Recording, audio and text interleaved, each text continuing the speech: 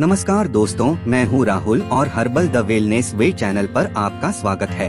आज के समय में बीमारी के साथ साथ सबसे ज्यादा चर्चा oxygen, cholesterol, BP, haemoglobin, heart rate की हो रही है।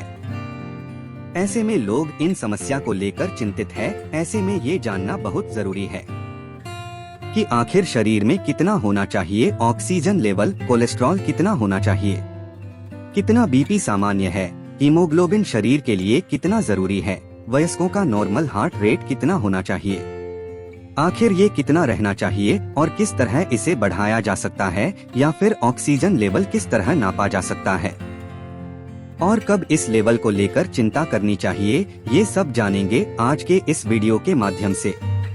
तो दोस्तों, वीडियो को पूरा देखें, स्किप बिल्कुल भी न करें। तो चलिए शुरू करते हैं। दोस्तों, सबसे पहले जानिए क्या होता है कोलेस्ट्रॉल।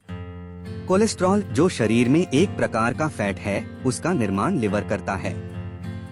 जब हम गरिष्ठ, चिकनाई युक्त फूड और जंक फूड आदि अधिक मात्रा में खाते हैं तो यह फैट उत्पन्न होने लगता है। जब इस फैट की मात्रा शरीर में आवश्यकता से अधिक हो जाती है तो यह नसों में जमा होकर रक्त संचार में बाधा डाल सकता है। इससे हृदय को रक्त पंप करने में कठिनाई हो सकती है, जिससे हार्ट अटैक और अन्य हार्ट संबंधित समस्याएं उत्पन्न हो सकती हैं। अब जानते हैं शरीर में कितना होना चाहिए कोलेस्टेरॉल। शरीर में कोलेस्ट्रॉल का बढ़ना यह हार्ट से जुड़ी तमाम बीमारियों के लिए एक महत्वपूर्ण खतरा बढ़ाता है। हमारे शरीर में दो तरह के कोलेस्ट्रॉल होते हैं, गुड कोलेस्ट्रॉल और बैड कोलेस्ट्रॉल। गुड कोलेस्ट्रॉल को हाई डेंसिटी लिपोप्रोटीन HDL और बैड कोलेस्ट्रॉल को लो डेंसिटी लिपोप्रोटीन LDL कहा जाता है। शरीर में कितना होना चाहिए LDL यानी बैड कोलेस्ट्रॉल।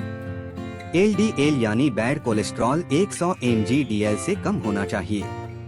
160 mg/dl या इससे ज्यादा होने पर ये खतरनाक हो जाता है और 190 mg/dl से ज्यादा हो जाए तो कोलेस्ट्रॉल के कारण हार्ट अटैक और स्ट्रोक का रिस्क बढ़ जाता है। शरीर में कितना होना चाहिए HDL यानी गुड कोलेस्ट्रॉल। शरीर में HDL का लेवल 60 mg/dl या इससे ज्यादा होना चाहिए। 40 mg/dl तक या इससे कम होने पर इसे काफी कम माना जाता है। HDL का कम होना ठीक नहीं होता। अगर दोनों का टोटल कोलेस्ट्रॉल की बात करें तो ये 200 mg/dl या इससे कम होना चाहिए। क्या होता है ऑक्सीजन लेवल। ऑक्सीजन जीवन के लिए आवश्यक है। जब आप सांस लेते हैं तो ऑक्सीजन आपके नाक या मुंह के माध्यम से आपके शरीर में प्रवेश करती है और आपके फेफड़ों से होते हुए आपके रक्त प्रवाह में प्रवेश करती है। ऑक्सीजन सैचुरेशन का मतलब है कि फेफड़ों द्वारा शरीर के दूसरे अंगों में भेजे जा रहे खून में ऑक्सीजनेटेड हीमोग्लोबिन की कमी होना। ऑक्सीजन लेवल कितना होना चाहिए। जिस इंसान की रीडिंग 94 से ऊपर है उसे हेल्दी समझा जाता है। अगर SpO2 लेवल 94 से 100 के बीच में है तो इसका मतलब कि वह इंसान हेल्दी है। अगर रीडिंग 90 से नीचे है तो यह संकेत है कि आपको मेडिकल ट्रीटमेंट की आवश्यकता है। ऑक्सीजन लेवल कम होने के लक्षण, सांस लेने में कठिनाई और चेस्ट पेन, यह सभी ऑक्सीजन लेवल कम होने के लक्षण हैं। अब जानते हैं बीपी बढ़ने के लक्षण। बीपी बढ़ने से जहां लोगों को चक्कर आने की परेशानी होती है, वहीं बीपी घटने से कमजोरी महसूस होती है। ऐसे में हमारा ये जानना बहुत जरूरी है कि हमारे शरीर का नॉर्मल बीपी लेवल क्या होना चाहिए। महिलाओं में कितना बीपी सामान्य है। 21 से 25 वर्ष की आयु की महिलाओं में 115.5 से 70.5 के बीच बीपी को सामान्य माना जाता है। 31 से 35 वर्ष की महिलाओं में यह कुछ कम होता है। इस एज की महिलाओं में 110.5 और 72.5 बीपी नॉर्मल होती है। इसी तरह 40 से 59 उम्र की महिलाओं में 122/74 और 60 से ऊपर की महिलाओं में 139/68 बीपी सामान्य है। औरतों की तुलना में पुरुषों में बीपी की माप कुछ ज्यादा होती है। 31 से 35 वर्ष के एक एडल्ट मेल की बीपी 114.5 से 75.5 के बीच रहनी चाहिए। हालांकि 40 की उम्र के बाद बीपी में वृद्धि होती है और यह 124/77 तक नॉर्मल मानी जाती है। 60 वर्ष से ज्यादा के पुरुषों में 133/69 नॉर्मल बीपी सामान्य है। बीपी कैसे कम करें? बढ़ा हुआ बीपी हार्ट हेल्थ के लिए अच्छा नहीं होता है। बीपी ज्यादा रहने पर लाइफस्टाइल में जरूरी बदलाव करने चाहिए। रूटीन में एक्सरसाइज शामिल करना चाहिए और स्मोकिंग और अल्कोहल से दूर रहना चाहिए। चीनी और ज्यादा नमक खाने से बचना चाहिए। स्ट्रेस लेने से भी बचना चाहिए। अब जानते हैं हीमोग्लोबिन की कमी के लक्षण।